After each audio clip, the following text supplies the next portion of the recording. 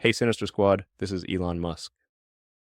Due to some unforeseen audio issues we found in the editing process for our recent episode, we are choosing to drop an episode that was not released for Farrah's pre-or podcast, The Conversation Cabin. This is a great episode where Farrah has an eye-opening and also a conversation with Jessica Jonas, the Cryptid Huntress. Hopefully we get the audio issues squared away on our recent episode. But for now, enjoy Farrah and Jessica's conversation.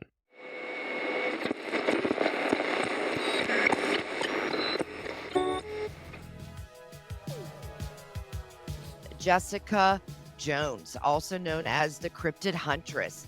Jessica is renowned researcher of cryptids, Sasquatch, alien encounters, and government cover-ups, as well as a practitioner of remote viewing. In addition to her research, Jessica also runs an online store called War Women Goods, specializing in jewelry and watches with a unique Southwestern style. With her passion for the unknown, Jessica is a force to be reckoned with in the worlds of paranormal research. Thank you so much for joining me. Hey, Farrah, thank you for having me on today. You're a busy woman, so thank you for giving me your time. I do appreciate it. I have many questions to ask you and what you are passionate about. I want my listeners to know you if they're not familiar with Jessica, the Cryptid Huntress. Tell us a little bit about who you are, why this is passionate for you, and how you got into all of this. Okay, I'm Jessica. I'm just a normal everyday person out of Georgia with some extraordinary hobbies. So, about 20, I started doing Bigfoot field research. And I am actually a member of 3 different teams. We go out and it started off as Bigfoot field research. But being out in the field, when you do enough field research, you start noticing it's not just Bigfoots out in the woods.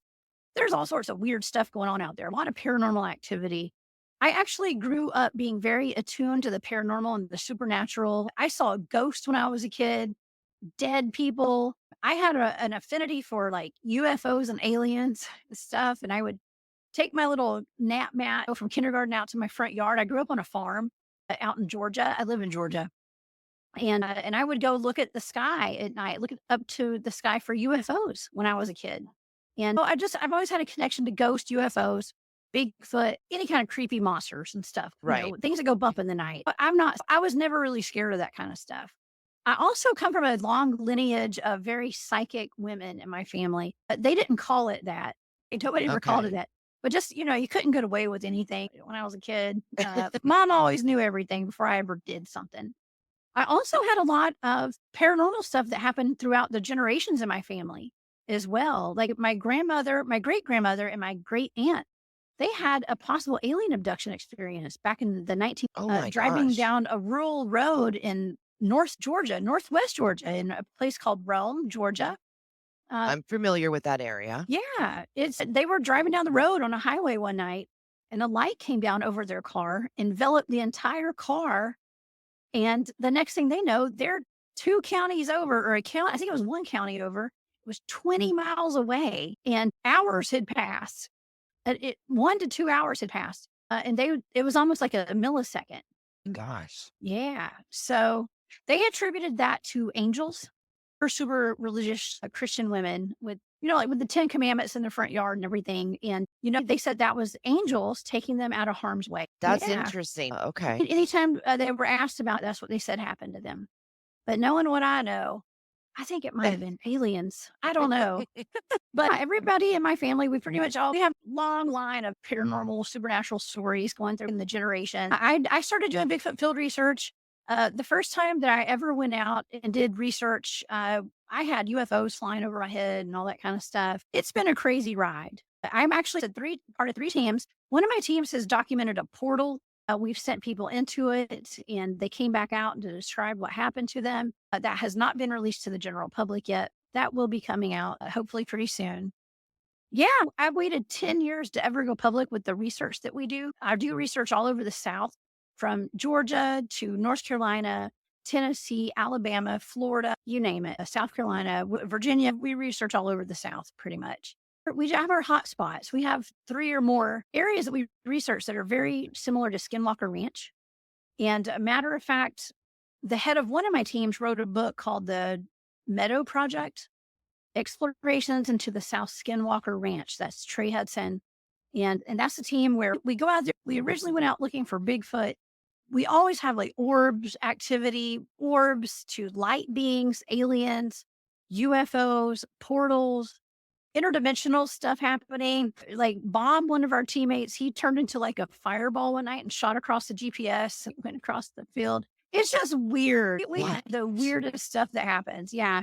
And you can understand like why I didn't go public for so long, because the stuff that we experience is so out there. People wouldn't believe us if we told them back in the day.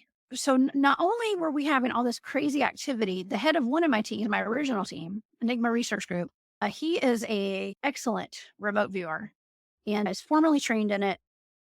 And when we had some extremely intense activity, the first time I ever actually went out with their team, we had a possible abduction, like alien abduction kind of experience that happened, UFOs flying overhead, time loss, equipment malfunctions, a whole bunch of weird stuff went down. And he told us, he said, I think it's time for me to go ahead and I think it's time to teach everybody, train everybody on our team in remote viewing. That way we can look into stuff from a different perspective and see what's really going on when we're having missing time, when we're having UFOs flying around us, when we have lights in the woods, we have orbs floating around, when we have Sasquatch screaming and noises we can't figure out what they are. My team consists of wildlife biologists, nuclear scientists. We have people that are members of like the Department of Defense and firefighters, and military guys, nurses, people that work pretty much the entire spectrum. When I first started doing this, I worked for the state of Georgia, actually. I was running an agency for women. And so I did not feel the need to explain myself to a bunch of people about getting out in the woods and going Bigfoot. I would just tell the commissioners, people I work for, that I was going camping. And back, and this was 2011, you didn't see Bigfoot stickers on all the cars. There wasn't a show called Finding Bigfoot. There was none of that back then. It was something that sparked my interest. I had gone to a meeting with my mom one night where these guys were giving a presentation. My mom said, hey, you really want to come to this. These Bigfoot field researchers are giving a presentation. I think you're going to enjoy it. And so I went and these guys knew what they were talking about. They had the tracks. They were professional trackers. They were survivalists. They had been researching Bigfoot for a long time. And they also took an unconventional approach because they were into the mind, body, spirit element of Bigfoot. Okay. The psychic aspect of Bigfoot, mind melding, mind speak, all that kind of stuff. They experienced all that. This was back in 2011. They had been doing this for years before I met them. So I was late to the game back then. No better people to match up with. They have a wealth of knowledge. Yes. Like I said, wildlife biologists, doctors, nurses, stock traders, whatever. We have such a weird, like a crazy, wild group of people. But which is great because we're all from different backgrounds, but we all teach each other different skills. Whatever we know, we teach. Well, it's good to be diverse. Everybody brings something to the table. And you have so many different aspects of the way they look at it. Exactly. So I think that's great. Yeah, but we're all trained together as a team in remote viewing too. I was just about to ask you, what is remote viewing and how do you use it in your research? Well, I use remote viewing every single day of my life because it's all about mind control. And it's not me controlling other people's minds, which I wish I could. That'd be awesome. But it's controlling my mind. And when you're out in the field, like I know you live on a property that's full of activity and you know how it can mess with your head. It does, yes. Like being out there, being scared, being put in a fearful position of feeling like you're threatened. It's hard to keep your head on your shoulders sometimes when you're in a weird predicament. And learning remote viewing and all the skills we've trained for years and years. And it's not just about using your psychic abilities. It's about controlling your thoughts, controlling your mind, staying calm, noticing energetic shifts, everything in your environment. And so the history of remote viewing, I am no expert on anything, by the way. I just know how to do it and I love doing it. Remote viewing is something that governments from all over the world use today, whether they admit it or not. But back, especially during the Cold War era, the Russians, the Soviets were using remote viewing. They were utilizing psychic spies to spy on the enemy. And so, of course, the Americans had to do the same. And so there were programs like Project Jedi, Project Stargate, all these different programs where they were utilizing remote viewers to go in and psychically spy on other people. Psychic spying is not only, I guess what they use it for was like to locate targets. And that could be like missing people, caches of weapons or bombs. Right. It could be anything, I guess. Remote viewing is being assigned a target, not knowing what that target is, and using your senses and your psychic abilities, all your faculties, your sensory stuff, any kind of thoughts, your smell, sense, your taste, touch, whatever, to locate a target psychically. So the way I describe it is like a scientific way to use your psychic abilities. What I use the most, I've been trained in different modes of remote viewing. My favorite that I use is coordinate remote viewing. And that's where I am assigned a set of numbers. And that's all I get. But we call them coordinates. And it's usually a set of 8 numbers, like 1, 2, 3, 4, 5, 6, 7, 8. And they're random numbers, but they are assigned a target. And the target could be anything from an event. It could be an object. It could be a missing person. It could be like a cryptid, for instance. And what I like to do when it comes to remote viewing is I like to see, first off, I'm remote viewing like a cryptid or something paranormal. I got to see if it's real. Oh, and so I have to go in there and start digging around, and my data will let me know if I'm looking at something that's real or not. I won't get any data if it's not real. I've only had one target that I was assigned. There was nothing to it. And it was a very famous dogman story, but we won't get into that because people will get upset with me. But- I'll tell you off air. Okay. That sounds good. But I'm not going to put it out there like this, but it is a cutting edge. But what my team does, because there's nobody else really doing that, especially when it comes to like Bigfooting and being out in the field and being able to remote view while we're in the field. And before we go out, we can remote view the area that we're going to go investigate to see what kind of activity is going on there before we even get there. Wow. Yeah. I wish I could do something like that. Does it wear you out after you do it? Oh, yeah. It's something that, Totally. yeah. It depends. So I can have an easy target, right? And usually I've been getting assigned my targets by my friend Barry Littleton. That's one of my best buddies. He's an amazing researcher. He's got a great YouTube channel, Barry Littleton, over there on YouTube. Y'all go check him out. And his Patreon. He's really good. I taught him how to assign me targets and coordinates. And so he gives me these crazy targets. I never know what to expect when I get some numbers from him. Yeah. I've looked into the Kushtaka, like the otter man.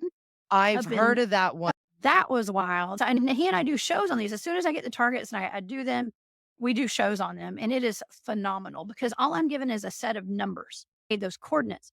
There is a process to remote viewing. I get the numbers and I take a stack of white printer paper and my pens. I have like a stack of pens and a stack of paper. And I write out my graph and my charts and everything. We have stages. It's like stage 1. I usually go stage 1 through 5. And so as soon as I write those numbers down, my hand starts moving down the page and I do automatic writing. And I get these, we call them ideograms. And as I write those ideograms down, I go through another step and write those out. And then all of a sudden, all this information starts pouring out. It's like the aperture opens and I'm pulling information out of the matrix from every direction. I'm hearing people make fun of me because I'm pretty open about how I get my information. And a lot of times I'll hear like rap lyrics. Like I found my friend's missing dog one time. Oh my gosh. Really? And it was the lyrics bigger than hip hop. That song, it said about the wolf cries. And I just wrote around wolf cry. Turns out it was her missing dog whose name was Wolf. Oh my, and you found it? Yeah, I helped them locate their dog. Yes. Oh my Lord. 100%. That's amazing. I actually lost my dog last week. It was like a week or 2 ago. My dog ran off at our farm and I thought she had gone down the road. I have a German Shepherd. I was devastated. I could not find her. She got lost in the pasture. The hay was too high. The first thing I did was I contacted the head of my team and he remote viewed it for me because I was too, I didn't know if she had gone outside the gate or not. And we ended up finding her eventually. She had gotten stuck on the other side of the lake. Her leg was stuck in her harness, so she couldn't swim across the lake. And she was panicked. But we ended up finding her. So it ended up being fine. But I immediately contacted, he helped me locate the area where she was. And it correlated to where I thought she was. And I had tracked her too. I've been trained in tracking, human and animal tracking. I tracked where she was, where I thought she had gone. I saw where she went, but it looked like she had gone out of that pasture. It was just crazy. I ultimately did find her. But yeah, I write down everything that I hear, everything that I smell. I hear things, I can taste stuff, which is really weird. You start tasting things in your mouth. And you don't leave anything out. You write everything down. There's charts. There's somewhere to write every single sensation that you're experiencing on those charts. And after several pages of information, you've got a stack of paper with a whole bunch of information and you can pretty much look at it and tell what your target was. I've never known about remote viewing in a way of how you described. It Mhm. is absolutely fascinating. Can you describe a particularly interesting cryptid or alien encounter that you've researched with the help of remote viewing? Oh my gosh. Oh yeah. I've remote viewed a ton of cryptids at this point. I was given a target by Barry. It was El Chupacabra. There's several different types of Mhm. chupacabras. And this was one from 1995 in Puerto Rico. Oh, I was just given a set of numbers. I didn't know what it was. Mhm. So there's another remote viewer. His name's John Vavinko, and he's very well known. Barry had met him a while back, and he talked with Barry, and he did like an interview, and they talked about this, how he had remote viewed these chupacabras. And they had been created in a lab. They were like chimeras or something. They were in a lab, and there was a hurricane down in Puerto Rico, and they escaped this lab. And they were Oh, wreaking havoc all over the island, killing goats and sucking their blood. But and the way they were described is they looked like aliens. They didn't look like the typical dog okay. cobra.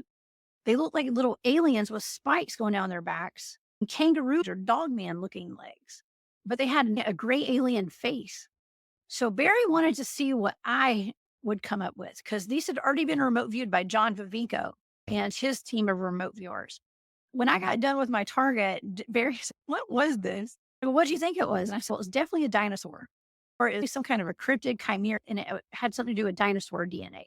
And he was like, "Whoa, I've never thought of that." And he said, "Well, can you remote view it again and get deeper into it?" And I was like, "Sure, Ooh. I can." I got the same data that John Vigo got. I was picking up like a reptilian reptile, but it was also a mammal. And that happens sometimes when I'm remote viewing cryptids. I get like an amphibious reptile, which doesn't make sense, right? An amphibian and a No. reptile are different. That was what with the Loveland frogmen. Those were real. That's what I got for that. With this thing, it was, and then, like I said, I didn't know what it was. And you look at pictures of this thing that were drawn out, and I drew what looked like a dinosaur looking figure, but it was a mammal and a reptile. They say that That's it was a gray alien, but it had kangaroo legs. So think about that. They said, and he said it was like a marsupial. I never heard of that. When I think of chupacabra, I think of the reports of a dog-like Mhm, hyena, wolf. mhm, There's been mhm. a couple different descriptions, but the mammal and the reptile, that's what I'm not That getting. makes sense. That's a chimera. If there's anything that I've learned through doing remote viewing is that we have a lot of government experimentation going on. Let me backtrack. I can't even say government. I'm going to say special agencies. I don't even know who these people are. I like to say government. It's easy to put a label on it, but I think there's All agencies the bigger than our three. government. Yeah, Yeah. I've always thought that there's a force over the government, or we're working with aliens and there's still a force over the government, and the government is just there to sweep everything under the rug. Have you personally seen a cryptid or Yeah. experienced an alien encounter yourself? And what was that time? Absolutely. Oh my gosh. So I have experienced several different cryptids. Most notably, I've experienced Bigfoots many times. I have Okay. never had a face to face, up close, personal meeting with the Bigfoot. They've been around my tent, they've been in my camp, they've been all over the place, and I've seen them from a distance, but I've never seen one up close. And I've been doing this since 2011 in the field, extensive research. But they're there. I've even had something which can I say for sure it was a cloaked Bigfoot? No. But there was an evening where I was walking up, I was bait. I love being bait. That's me. My friends will always say I'm the one that's the first one to go. I'll go. I'll Yeah, go. me I'll too. do it. So I was walking up to this tree line. I had a whole bunch of dudes down at the bottom of the hill. And this is the place we call the UFO field. And it wasn't the UFO field until after this night Okay. weekend. But it was like field number one at the time. And this is up in the mountains. And the guys were like, "Hey, why don't you go?" This is the first time I had ever been out. That was the first weekend I ever went in my entire life. Okay. I didn't care what happened to me. I wanted to see if Bigfoot was real. I was gung ho. I was like, let's do this. Y'all put me in a weird situation. I'll do it." And so I went out, one team was a bunch of dudes. They sat down at the bottom of the field and they all had their night vision camera, their FLIR thermals, and they were going to watch me to make sure if anything happened to me, at least they'd know what happened to me. But I felt some comfort in that. They said, "Hey, walk us like 100 yards, basically like a football field, up to this tree line, up a hill." There's a guy who had some activity before I got there in this field. And so I started walking. I put on my backpack and took off walking. And I got about halfway up this field And I heard one of those guys running up behind me full blast. Like, Oh my God. I played sports in college and high school. I played rugby for college. I know what it sounds like to have somebody running up behind you to tackle you. That's exactly what it felt like. I thought one of the guys was coming up to scare me. And I was thinking, man, that is so unprofessional. What are these guys doing? And as it got closer to me, or he did, I thought it was one of the dudes, I braced myself, I stopped to be like, okay, you got me. You know what I mean? Whatever it was ran up behind me, it knocked my legs out from underneath me from behind and it kept going. Oh my God. It brushed the backs of my legs. And I didn't totally lose my balance, but I jumped up in the air a little bit because I was like, what the heck was that? And it kept going. But there was nobody there. There's nobody. I heard it and I felt it. There's nobody there. I immediately looked around. I didn't have my flashlight on. I didn't even have a headlamp or anything. We go out there. We don't really do flashlights and headlamps too much. We don't have to. But there was no logs, no sticks. There was nothing that could have tripped me up at all. And I checked immediately. And so what did I do? I just kept walking. I was like, well, that was really weird. But I don't want to look like a baby. You know what I mean? So I kept going, and eventually one of the guys did walk up behind me to check on me because they said they had seen me jump up in the air. They were worried that something had happened. And I was like, well, something did happen. So, like I said, can I say it was a Sasquatch? No. But while we were standing there, and Craig, the guy's name was Craig, came up to check on me. He was one of the founding team members. We walked up to that tree line. He stood there with me. And for whatever reason, I felt called to walk over to the corner. And I stood there for a little while. And JT, one of the guys down at the bottom of the field, he was watching me. And he said that a Bigfoot actually looked out from behind the tree and was staring at me. And he was watching it through his thermal the entire time. Oh my God. So they saw what possibly knocked you off your feet. Yeah. Yes. So that was wild. And I didn't know because I didn't have any kind of equipment with me. I was brand new. I was out there to experience something and to have some fun, make some new friends. We decided the next day, some of us would go back up to that field that next night. And so the guy who saw the Bigfoot through his thermal, he and I decided to go out there and become one with the environment, like all day the next day, and go sit up in that tree line. We'd sit there for so long and camouflage ourselves in hopes that a Bigfoot would eventually walk out and step on us. We were going to have the whole team come out around 9:00 that night. We got out there at 3 in the afternoon. I think it was 3 in the afternoon. The team came out around 9. So we had been sitting out there for 6 hours when they finally came out. And they were going to be all loud and like distracting. But he and I were just going to sit there in hopes that we were going to blend in to where the Bigfoot couldn't see us. And they just come and step on top of us trying to look at our teammates out there. But that was big. Now that I know, those Bigfoots knew we were out there. We weren't hiding from them. Since you are someone that has a lot of information and you've done field research with Bigfoot, some eyewitnesses have said, when I saw the Bigfoot, it literally disintegrated into nothing. Poof, went away. Yeah. What's your thoughts about that? Yeah. They're absolutely both 100%. They're supernatural and flesh and blood, flesh and bone. You. I believe a lot of them are so ancient here on this earth. They know how to utilize Earth's natural portals. And now I don't think that all of them are on the same level psychically. Some are very basic.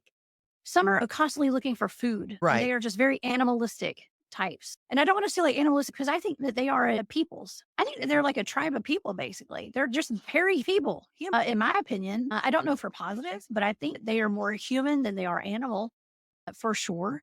Some of them are highly intelligent. Some of them probably have some kind of alien DNA. Some of them live in the trees. Some of them live underground. Some utilize portals. I think they're all different. It's like humans. We're all different. We're all different races and religions. And some of us have enhanced human capabilities that we utilize and others of us don't. And that's what I feel about Bigfoot. Yeah. It's flesh and blood. It's been here for so long. It's been here before us. So it knows where the portals, the vortexes to go in and out. It knows how to stay elusive. It's not just flesh and blood. It has abilities. Now, I don't think they're all super duper intelligent. I don't think that, but I don't know that for sure. I know that some of the ones that we've remote viewed were working in conjunction with ETs, and their only job was to go hit a button on a device so they could go eat. I just think there's all sorts of different levels. Just like there's different levels of humans.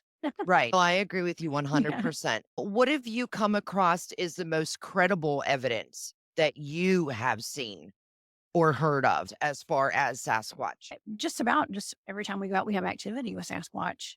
I get all sorts of evidence from my team and all my guests and stuff that I've seen. Do you mean like footprints and vocalizations and tree structures and all that? What I'm asking is skeptics with a tree structure. Oh, Yes. it's just the trees fell down. It's natural. Yeah. Can you describe your time of doing this? What's the difference between Yes. real and natural? Yes, absolutely. Well, see, here's the thing. We're all trained in survivalist skills. Right. And we're trained in all sorts of anything that you do out in the woods. So tracking, especially, you can never underestimate the power of a drunk camper and a bunch of Okay. bored Boy Scouts. I don't entertain evidence pictures that people bring. First of all, I'm very selective about who I bring on my shows and the evidence that I show on my shows. And I'm not being a snob. I'm just a researcher, and I only put the good stuff out there. Good Things that for I you. see that with my own eye. If I resonate with the evidence, we'll show it. So I don't ever discount anybody's experience because I know that we all have our own experiences, but I also know how to make a debris hut. I know how you can bend trees. There's a whole lot of stuff that is human made. And when you're out there, you want to find Bigfoot.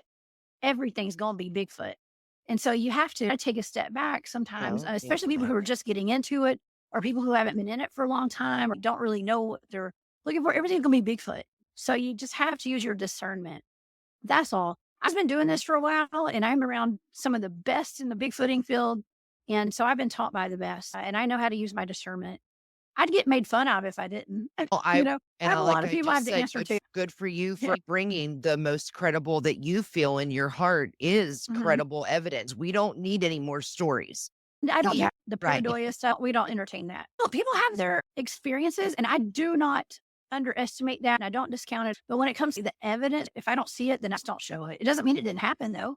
You're You not know, telling anyone that no, they didn't have the experience. Your exactly. job is to look it over, Yes. tell you what I think. And if you don't like the answer, I'm sorry, but I Yeah. thought you came to me for answers. We all want to see something, Yeah.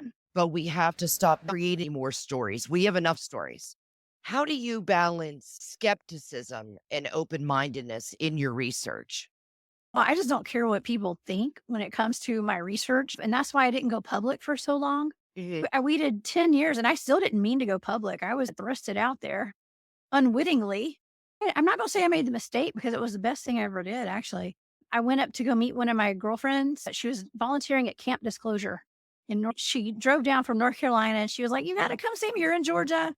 Come hang out with me. We got a cabin for the weekend." And so I went and it was like a starseed reunion or something, like a galactic Ooh. starseeds. And I thought it was cool. And so we were out on a hike, and one of the guys was asking me about my Bigfoot research. And I was telling him about it. He's like, "Man, that sounds a lot like that Skinwalker Ranch of the South." And I was like, "Oh, you know about that? Have you read the book?" He goes, "Yeah, I heard it on Coast to Coast." I'm like, "You know who Jessica J is in that book, right?" He goes, "Huh, I'm like, is that you?" he was Yeah. fangirling. Well, he didn't know. So I was shocked too. I was like, "This guy read this book." The lady who was throwing the conference heard about that. She was like, "Oh, Jessica, please speak at this conference." And I was like, "I guess so. If Amanda's going to be there, I'll go." And my friend. But if you don't mind me So, saying so, yeah. I feel that there needs to be more women in this fascinating world of going out and field researching. You're the only one that I know that has made her passion. I'm loving that you're here with me right now. Well, Okay. glad to be So here too. My friend Kristen Payton, she's been on my show a couple times and on Space Out Radio too. By the way, and I am a host at Space Out Radio and I have my own channel. So we'll talk about that at the end. I of forgot to course. mention all that. But Kristen is on my team and she is the one that actually filmed the portal incident. And then on my other teams, I have two or three women on that team, but it is majority male. It is good to have women on the teams because they're really good at being bait. I'm just kidding. It's just No, fun. you're right, though. I do think more females need to get out because it's male dominated. And we have a lot to offer. We can bring a different perspective. It's that frequency and it's that divine feminine energy out there. Exactly. It's very calming and it does attract a lot of activity. As far as like the psychic thing goes, my entire team is trained in remote viewing, but there are no coincidences in this world. And our team was brought together because perhaps we've done this many lifetimes together. I don't know. There's no telling. I have my suspicions, but for whatever reason, we're all different, but we're all very similar in a lot of Things ways. happen And for a reason. And I think you have mhm, your team because they were meant to be yeah, your team. yeah, I think absolutely. so. We all have these experiences and I was asked to speak at that conference and it set me on a trajectory like I never thought I'd be on. I'm here talking with you right now and I've got shows where I talk about Bigfoots and dogmen every other day, pretty much. I'm really loving it. It's part of my spiritual journey that I have embarked on, and it's been a wild ride. How do you think the study of cryptids and paranormal phenomena can help us better understand ourselves and our place in I this think universe? anytime someone has a experience with the paranormal, the supernatural, or a cryptid, all of it, it raises your consciousness and your awareness. Your vibrational frequency changes. And I like to say that we are changing the world one Bigfoot experience at a time. I do believe that it changes your entire reality. It busts us out of this 3D matrix reality that we're living in, that we've been taught to be a part of, like our own little gel cells, Hmm. that we're stuck in with all of the fluoride pumped into us and all the bad foods that aren't really foods and the education system, whatever it is that's been put into place, the system that we live in to keep us trapped and to keep us thinking small, living small, being small, and to stop us from being on a spiritual journey and to awaken. And for whatever reason, I've been called to do this, perhaps potentially help awaken humanity or just help people with my story. I've got a wild story, but we've only scratched Me the too. surface with the things I've experienced in my life. With the cryptids, that's been a big part of my life. But this experience has really set me on a whole different trajectory in life. And I'm able to raise my awareness and my consciousness. And in effect, I'm helping other people do the same. You found your path. Earth is a place where we come and learn. We're taught lessons. It's a really hard place to be. And humanity needs to be woken up from whatever kind of sleep. And I think the Earth's vibration is changing. And it's time for us to change our vibration to help assist the planet to elevate and Yes, to I raise the believe that. consciousness and the vibration. And I've done that recently, like about a year ago. I taught myself to heighten my vibrations. I use a Yeah. pendulum a lot. And for Ew. the first month, I could not move that pendulum. So I Mhm. meditated every day. I thought on it. I slept with it to bond with it. And within a month, my pendulum goes horizontal. It spins right in front of my face. I wanted to find a part of me that I Mhm. could put into something and then it gives Yeah. something back. But how do you think that technology has impacted the study of cryptids and paranormal phenomena?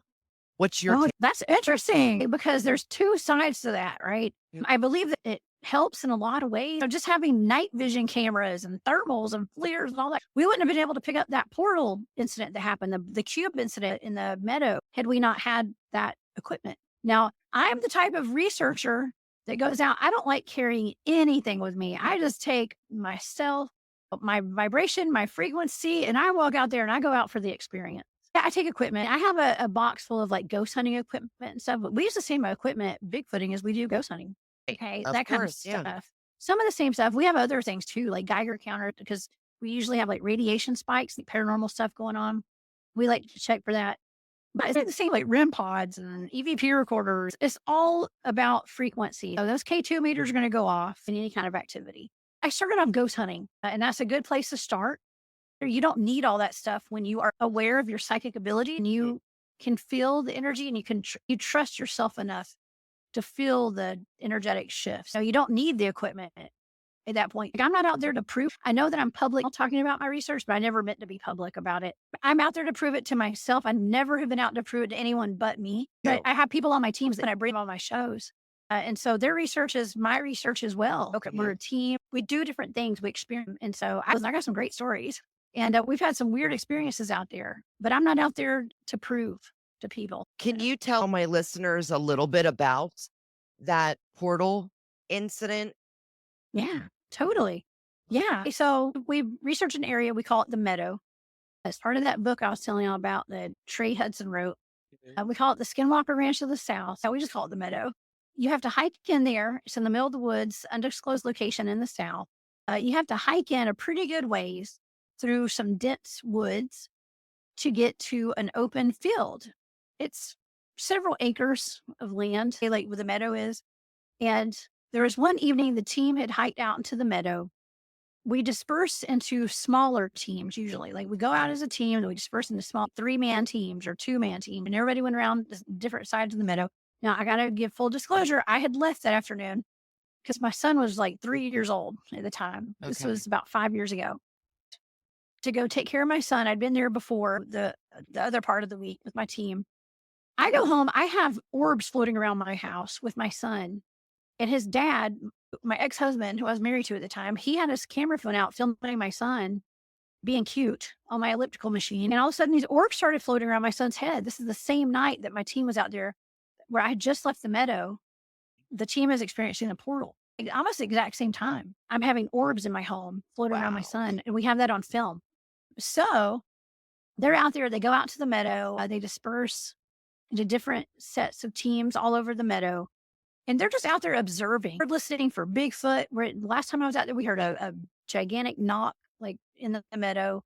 I had something run up behind me and grab my butt one night. I don't know if it was Bigfoot. I was sitting in my chair and something goosed my butt cheek. So I don't know what that was. It could have been a ghost. Who knows? But they're all sitting out there. One of the teams was my friend Dave Pardue and Terry Wendell with Rock Hill Bigfoot and North Carolina Cryptid Research and Kristen, my friend, the only other female on this team. And they're sitting there. Dave notices something in his thermal imaging camera, and it's just an anomaly. He's trying to make out what this thing is. Now, it looks like a big square showing up, and it's a heat signature in the middle of the field. And there's nothing there. There's no trees or where this is forming. There were people over on the other side of the Meadow. He just knew there was something wrong. And he was like, okay. And it started getting brighter, and it started forming into a cube, a large cube, like the size of a shed that you put behind your house, like a man cave kind of thing, or a she shed. It's pretty big. He had Terry look into his camera and was like, do you see what I'm seeing? And Terry was looking and he was like, yeah, there's a cube. It had windows or like crosses, like X's in it. It was really weird. It looked like a man-made object, but you couldn't see it with your naked eye. But when they looked through the thermal, they could see it. So they dispatched one of the teams from across the field to walk over and check it out.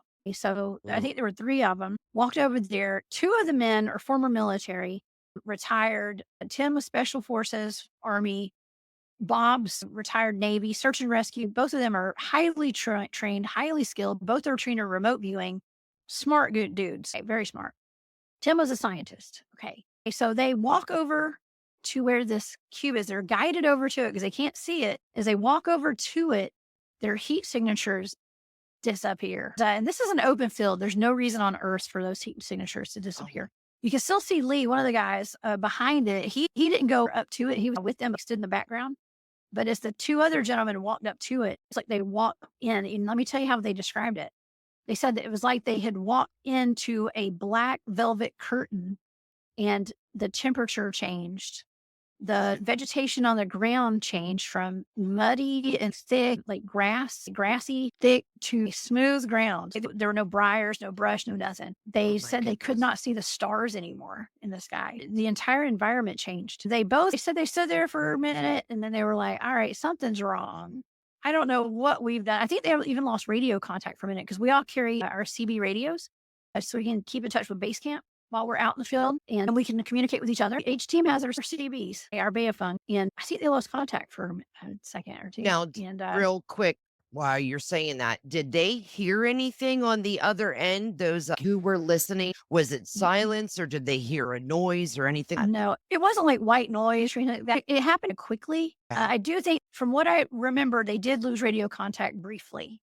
But they didn't stay in long enough, thank goodness, for anything bad to happen. They backed out. They didn't know they were inside anything because they couldn't see this thing. They were just standing in a field watching the thermal. I mean, the video is pretty interesting. You can see them because Kristen had the wherewithal to turn her camera on and start filming it. So she's the one that actually caught the video of it, the whole entire encounter. When they came out of it, their heat signatures reappeared and the tube shrunk down to a smaller size, and then it moved and then it disappeared. Oh my gosh. Yeah. Had they stayed in it for a few more seconds, they might have disappeared with it. We don't know. And were there any after effects from Yes. those 2? Bad ones. There's usually radiation spike when we have paranormal stuff happening. Bob got an aggressive form of cancer. Now, I'm not saying this is why he got it. I'm not. And Tim got a bad heart condition. He did not get it diagnosed in time. He didn't know what was wrong and he passed away. But he was young. He was in his 50s, very young. And Bob is still battling to get better from what happened to him. But that happened right after. The stuff that we do is not safe. It can be very dangerous. Any kind of this research especially when we're dealing with portals and aliens, UFOs, and things like that. It's not all sunshine and rainbows out there. Speaking of aliens and stuff, when I first started doing this research, the head of my team, we had this experience where we had a possible missing time, possible abduction experience. We didn't know what had happened with some UFOs out in the field doing Bigfoot research. The head of my team suggested we started researching alien abductions and reading books like Communion and The Threat, Secret Life, and Communion. books like that. My collection got out of control because I went on Amazon. They kept suggesting other books. So I like bought like 20 books. But I started reading. Lo and behold, I woke up one night and I had grays in my bedroom. I had What? 2 experiences with aliens in my house when that started happening. Tell me what you saw, Jessica. Okay. So the first time it happened, I believe it was the first time. It's been a few years since it's happened, and I can still remember what they look like and everything. And it's really interesting because I fell asleep right after I realized what I was looking at both times. But yeah, I just woke up. Like I'm really big in manifesting. And Me now, too. did I manifest it or had they always been there? And I finally was on that frequency to be able to see it because I was studying it and I was aware of it. That's my Okay. question. I woke up and there were 2 people standing in my doorway. They were short or bald. They looked like the typical grays and they were just standing there looking at me. I fell back asleep. And so I don't know. It's like I saw that when I see stuff that's weird like that, I'm just like, oh, whatever. I just go back to sleep. It's either I go to sleep, but I feel like they have an ability to put you to sleep. There's some sort of hypnotic trance that they put us in, I think. Do you think that you fell asleep because you were tired, or did you fall asleep because they had something to do with that? Yes, they did. I think they did. The second time it happened was not too far after that. I woke up to a hooded figure standing by my bed. It looked like the Grim Reaper. It had hands that were sticking like in front of it like a praying manta, and it was moving weird. It wasn't moving like a human. It was Now, moving oddly. on that subject right there are many people that believe in demons and think that aliens are fallen angels and are creating havoc. What are your thoughts on that? Oh man, that's something we've been talking about a lot lately on my channels. I don't know for sure. Being a remote viewer, we don't label things because I don't know for sure, but I do know a lot of people do think that they are demons. And I got to say, I never thought that before, but now I'm leaning that way where it could be. Isn't Could that be. interesting? I've watched paranormal investigations where the people went there because it was an alien report from the homeowners. When you watch a paranormal investigation and then you watch an alien investigation, they almost have the same orbs, the black Mhm. shadows that run across the Yeah. floor. We cannot be alone in the universe. Here's another kicker for you. I wonder, are aliens even from outer space? And are they from inner Earth, like interdimensional? My husband, And yeah, I question that now. I really, I question everything, but I have to wonder. One of the most controversial shows that I've done in a long time, and I do a lot of controversial shows. We talked about inner Earth and the ice wall, and a possible flat ooh, Earth theory. And some people say that outer space is actually just beyond the ice wall. And good Lord, that's divisive, Farrah. I tell you what, I've never had so much discussion and arguments on my Instagram page. I I just let people believe go at it. And I was like, oh, y'all fight amongst yourselves. I'm have just putting it out discussion. there. People get mad about it. Admiral Byrd, you can't go against what he said that in Antarctica, there is a whole nother Earth or area. So he's a Navy special officer and he was an admiral, for God's sake. He wasn't Yeah. crazy. And he documented that in his notes, what he saw. So I definitely believe that there's an inner Earth. I Oh, totally there absolutely is. There's totally inner Earth for sure. I stumbled across inner Earth, the entrances to inner Earth in some of my remote viewing data. And a lot of these targets that have inner Earth connection. Let's say the Giant of Kandahar. Mhm. Let's say the Phantom Island of High Brazil. That's from inner Earth. maybe that's what Yeah, Atlantis is. could be. So I had a connection with inner Earth with the Dyatlov Pass incident. If you're familiar with that, with the 9 Yes. Russian hikers. I'm actually I doing think an episode on that in a couple. I did 4 or 5 remote viewing targets on it. That was the first remote viewing show I ever did publicly was Oh, on wow. Dyatlov Pass. I'll send you a link. Yes, please do. Those hikers, they got off course. They were supposed to check into some kind of checkpoint, and they had gone to the Ural Mountains in Russia. They were doing a hike for fun. They never checked in. A search team was sent out to go look for them. Their bodies were found. They were all killed. Yeah. And so it was not ripped out, it was removed, which is ripped out too. But here's the thing about remote viewing. We get to do deep mind probes and talk to these people psychically. I got to talk to all of them. So the story behind it goes that it was suspected that the Russian Yeti had attacked them and killed them. or they got scared out of their tent by the Russian Yeti and they ran, all died of hypothermia.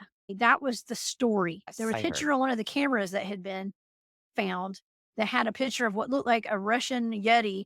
I think it was a man in a snowsuit, personally. That's my opinion on it. But not to say that they weren't potentially stalked out by a Russian Yeti. That's totally possible. I know for a fact through my data. I'm not saying it's my fact. I'm saying it's the data. They'd wandered off into an area they weren't supposed to be in. It was patrolled by the Russian government, the military, and what they each told me was that something came from the sky. It looked like lights on with umbrellas attached to them falling from the sky, and it scared them. They all took off running. They were chased down with the military. They all died. The first two groups of people that were found, they died of hypothermia and exposure. Then 2 or 3 months later, the last 4 were found. Yeah, there were 2 bodies of 2 men and then 2 women and a man. And then there was 1 woman and 3 men at the very end.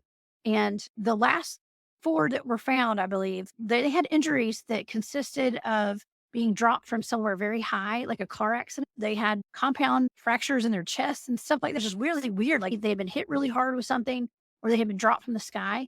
And they had patients. They were mutilated like cattle on their human body. Well, this is interesting because I had picked up that there was ET involvement. I picked up military and ET involvement. And I got in the lady's head whose tongue had been removed, like her eyelids were cut off or Yep. lips or something. Like her face was mutilated, just like cattle basically gets mutilated by ET or whatever's doing it. And I asked her what happened. She said they had all trespassed. They had gotten off course and they were pretty much chased down. She said that she was attacked by soulless beings. Now, I was picking up on words like commandant and I don't know, ranks of, I got people's names that were involved. They're like Russian names. My data was wild. All in all, Jessica, do you feel it is some type of cover up? Yeah, it was 100% a cover up. Most of these things that I look into are cover ups, government cover ups. What do you think is the reason for that? Is it because Because they think we can't handle we truth? gotta Is it see. that simple? Partially, yeah. We've been lied to. Our history is not what we've been taught. And that's a dangerous thing about remote viewers is that we can see the truth behind things that other people want to hide. It was definitely a government cover up. And I want it all the time. Like, why don't they just tell us the truth? Well, it That's would change the course of history. More people would wake up and we'd revolt against the people in charge. I'm ready for I'm it. trying to help out. I'm doing it with a smile on my face and my Southern charm. We're working on it. We're trying to expose the truth. What would you say to someone that wants to start getting into this for the right reasons? What should be their course of action? Yeah. Well, as far as remote viewing, that kind of stuff, when I was taught it, I'd never heard of it before. Since then, now that I've been doing it for so long, part of my training was doing the Monroe Gateway program. The Gateway program is what we call it, the Hemi Sync, and you hear about the binaural beats. Just learning psychic skills, opening up your psychic abilities, becoming aware of them. And there are programs all over online that you can take to learn remote viewing and to practice it. I highly recommend doing it one-on-one with somebody or going somewhere like the Monroe Institute or the Silva Mind Control. That's again, we had one of the instructors come out and work with us to help teach us, in addition to the head of my team and other people that did a lot of the training with us. I highly recommend that. There are people such as my friend, Tony Rodriguez. He's one of the people that speaks out about the secret space program. Tony has a group of remote viewers that want to learn remote viewing. And I send him blind targets sometimes for them to do. And I'll be working with him in the future on doing some of this, but he has a great group. Let's look up Tony Rodriguez and remote viewing. He told me that he was taught remote viewing in the secret space program. Well, I'm going to be hanging out with him next week at the Journey to Truth conference. We're Okay. both presenting there. This is up in Grafton, Illinois. It's coming up the end of May. 2 quick questions on an alien topic. When we listen to a lot of alien stories, it's something about losing time. What do you think that is from? How does that play a part in an alien abduction or an alien sighting? What do you think the link is with that? It happens all the time. Time is an illusion. Only humans adhere to time. They're able to do time edits and things like that, just like with the secret space program with Tony, for instance. He says that he was taken. I don't know his whole story perfectly, but I do know the gist of it. I believe he was taken at some point and he was gone for 20 years. And then he was brought back like nothing happened, just basically used as a slave to create stars and work on planets, transport aliens and all sorts of wild stuff. It's amazing. I can't wait to actually hang out with him next week. That would be awesome. Some of these targets that Barry Littleton has me remote view are off planet, like the TRAPPIST-1 star system. I just had a set of numbers. So you can't really dispute this data that I'm getting. It correlates with what other people have said about TRAPPIST-1 star system. I was picking up on, I was sucked through a wormhole while I was remote viewing, and I ended up on a planet that I thought was Earth in the future, but there was total slavery going on there. It was like human slaves and ET slaves. It looked like big cities there, but they were like futuristic cities on Earth. And we were slaves? Oh my God. Well, humanoids. Yeah. I can't say it was all Wait. people from Earth because it was on another star system. It's like dwarf planet. It's in our solar system. I think Make and Sedna and Haumea. I think they're the 3 planets you have in your remote view. It's crazy. It's super crazy. There was slavery going on there, and it was just like Earth, but in the future. That's Yeah. scary. There So were shopping centers there. It was like TJ Maxx and stuff. It was go like, to TJ Maxx and get some clearance I know, discount. they had malls. And that's why it was so confusing when you told me that wasn't Earth, because I was like, oh, it was Earth in the future. Barry always asked me when I get that, what do you think that was? I was like, well, I think it was Earth in the future. He was like, no, what? It was not Earth. But That it's is a planet, though. I was 100% on target. Wow, Jessica, you are amazing. Thank you. I What just have fun. I don't know what I'm when you think about Eisenhower, where he supposedly made a deal for technology, they can come and experiment on us whenever they want. Do you think they are doing that? Yeah, that gets us into the whole demonic aspect as well. I think that did happen. I really do. And the way I looked at it the other day, I had my buddy Dennis Carroll on my show. He's a demonologist. Mhm. And I asked him about that. I said, what about when Eisenhower made that deal with the aliens? What if he was making the deal with the devil to sign us all on our behalf as humans, making a deal That's a to question. give our souls over basically to demonic forces? It was just a question. I'm not saying that's true. 'Cause That's a everything's a question. contract, right? The demonic stuff, it's all contracts. It's like selling your soul to the devil, right? It's like he sold us all over or to the demons. What if they Technology, have it? exactly. But what's the price of the technology? Technology is taken over. There is so much That's right. chaos. If you're putting a clip of everything going on around the world right now, it looks like the worst place you could ever live.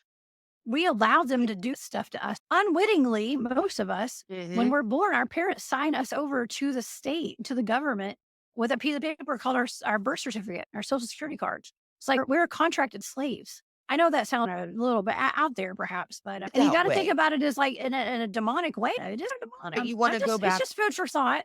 To the Holocaust with all the numbers on their arms, what do you think our social security number is? Yeah, it's like a barcode. I Each of us never too, thought right? about it that way. This We is have fun to talking do a with you. part 2, part 3, We're on part that 4, vibe. 10. We're on the same frequency, Farrah. I said, I felt a connection. My property, Jessica, I've caught tree knocks. I've caught a Bigfoot howl.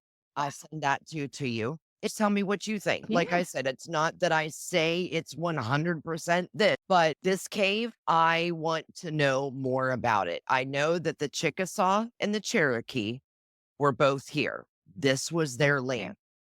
Also, it's the paranormal bubble. The particle reactor is not far away. It's about less than 2 hours. Oh, that's Well, what that I'm was excited about right there. one That causes of a lot of the- high strangeness. Yes, one of the best wolfman or dogman sightings happened less than an hour away from me Oh on my Black God. Mountain. Those things Black- can travel pretty far too. And the And zombie bear, don't forget, that's The where zombie Tony bear. Aarons and Amber Miller were killed, where I remote viewed the zombie bear over in, what is it, Cook County or Cott County? I will have to look at that. I It's didn't not know far. that. Oh my gosh. They were both attacked by packs of wild dogs. And I was asked to look into it because Amber lost like 70 or it was like 90% of her flesh or something. She lived for 5 days after that happened. Good And- God. What? And a pack of wild dogs was blamed on her death. And Tony, it was on the same road 2 different times, like a month apart. Well, does that have any correlation with the LBL stories in the 80s about some people being killed? I remote viewed that too. Yeah, the Land Between the Lakes. Absolutely. It's not the same. It's different. But I can't even say it was really I don't think it was a dog man that killed Amber and Tony, but it was what my data suggested was a zombie bear, which is really crazy. I just talked with D.A. Roberts about that. He's coming on the show this week on my show. We talk about that. We're going to talk about it. I would love to learn more about Yeah. all that you do, all that you've Thank you. seen. You are just such a fascinating person. I have never spoke with anyone like you before, and my God, I feel blessed. This is But fun. This is awesome. It's good vibing with somebody 'cause you're in the know and I you have definitely yeah, am. But yeah, love I it. want to do a part 2, 3, 4, 10. We can do it anytime. So whatever you want to teach, I am all about it. But Okay, you got it. for now, we're ending this episode, please tell all my wonderful listeners where you can be found, your shows, your handles, everything. Okay, thank you. I can be found at the cryptidhuntress.com. That's my website. It's got all my shows on there, all of my events that I'm going to be presenting at and speaking at and making appearances at. I've got a YouTube channel. It's the Cryptid Huntress. Please subscribe, like those videos, share them out. And I do a live show every Wednesday at 1 p.m. Eastern. And I bring the best in the cryptid community and field and any kind of paranormal, supernatural stuff, demonology, you name it. I bring them on my show. And Thursdays at 8 p.m. Eastern, I do a show where I remote view weird stuff like cryptids and Ugh, paranormal encounters and animal attacks that probably weren't real animals. They're usually dogman or Bigfoot. something else. So we look in that's Thursday. And then every weekend, Saturday and Sunday night, I am a weekend host at Spaced Out Radio. I have a show called Off the Trails at 10 p.m. Eastern every Saturday and Sunday night on Spaced Out Radio. That's on YouTube and Facebook with Spaced Out Radio. That's where you can find me. If you are into the cryptids and the paranormal and the strange like I am, you want to get it from the right people. Jessica is your girl. She has so much knowledge, research to share. She's great to listen to. Please check her out. Jessica, again, the pleasure is all mine having you here. And other than that, we're going to end it here. Hopefully, Jessica will join us again. And, Absolutely. Thank you. awesome. All right, Sinister Seekers, we hope that you enjoyed the eerie tale that we spun for you today. Remember, we drop episodes on the 1st, the 10th, and the 20th of every month. So don't miss out on your regular dose of macabre content and hit that follow button if you haven't already. We're haunting all the streaming platforms so you can catch us wherever you prefer. Connect with us on the dark corners of social media. Instagram, Facebook, Twitter, LinkedIn, and TikTok. We're lurking around every corner. For those of you who crave more details, check out studiosessions.blog. It's an extension of our show, which features detailed show notes, links, audio and visual aids, and more. This year is all about sharing because sharing is caring. So help us reach new listeners by spreading the word. Share your favorite episode and let's build a community of Sinister Seekers. Keep your eyes and ears peeled for exclusive content and goodies. But before we go, do us a solid, leave us a rating or review because crafting these episodes takes so much work. Your love and feedback mean the world to Courtney and I. So until next time, Sinister Seekers, stay true. Stay you. Stay sinister. Hold on to your seats, folks. Studio Sinister presence. Portlock, where even ghosts fear to tread. Prepare for a roller coaster of terror in the ghost town of Portlock, Alaska, the place where hairy beasts roam, devilish critters run amok, and a wailing spirit takes evening strolls in the woods. Oh, and let's not forget the unsolved mysteries that'll have you scratching your head like a confused ghost. Step right up to witness the 1930s drama unfold with loggers meeting their match in logging equipment. Seriously, who needs enemies when you have machinery like that?